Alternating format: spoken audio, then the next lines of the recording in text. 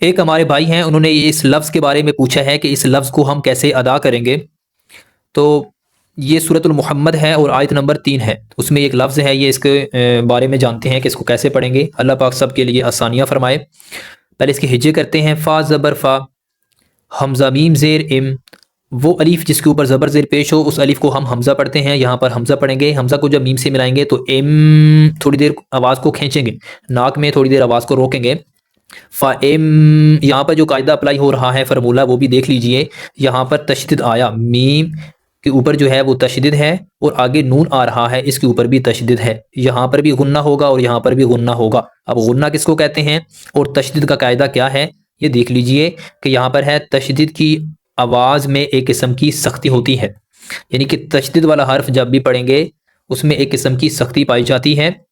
اس کو تھوڑا جماؤ سختی سے ادا کریں گے، ٹھیک ہے. جیسے کہ فائم، سختی بھی ہوگا اور غنہ بھی ہوگا. آگے غنہ کی ڈیٹیل دیکھ لیجئے. غنہ کب ہوگا؟ نون اور میم پر تشدد آ جاوے تو وہاں پر ہم غنہ کرتے ہیں. ناک میں تھوڑی دیر آواز کو روکنا غنہ کہلاتا ہے. تھوڑی دیر ناک میں جب آواز کو ہم روکیں گے تو اس کو کہتے ہیں غنہ. تو غنہ کی مقدار ایک الف کے برابر ہوتی ہے. اب غنہ کتنی دیر ہوگا، ناک میں آواز کتنی دیر روکیں گے؟ ایک الف کے برابر. غنہ کہاں پہ ہوگا؟ میم کے اوپر جب تشدد ہو اور نون کے اوپر جب تشدد ہو. جس حرف کے اوپر جب تشدد آ جاتا ہے تو اس حرف کو ہم مشدد کہتے ہیں. یہاں ہم یہ کہیں گے کہ میم مشدد اور نون مشدد جب آ جائے تو وہاں پر ہم غنہ بھی کرتے ہیں اور جماؤ سختی بھی کرتے ہیں. ایک تو یہاں پر یہ قاعدہ کلیئر ہوا. فائم، یہاں پر ہم نے ناک میں آواز کیوں روکا میں نے آپ کو بتا دی. اب آگے الف ہے، میم الف زبر ما، الف سے پہلے زبر ہے، ٹھیک ہے.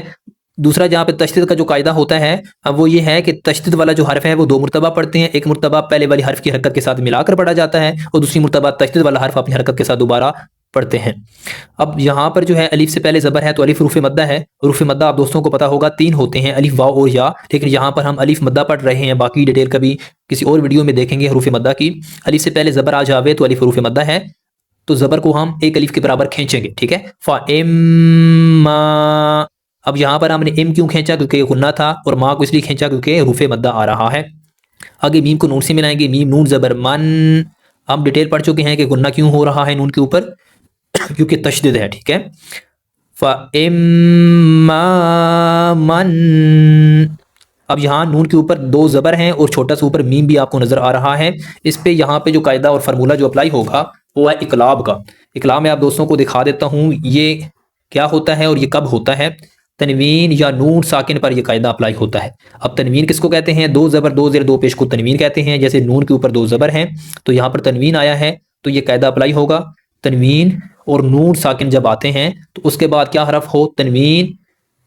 تنوین یا نون ساکن کے بعد جب با آ جاوے، ٹھیک ہے، تنوین ہو یا نون ساکن ہو، دونوں میں سے کوئی بھی جو شرط ہے وہ پوری ہو جائے گی. تو اس کے بعد والا جو حرف ہے وہ ہم نے با دیکھنا ہے.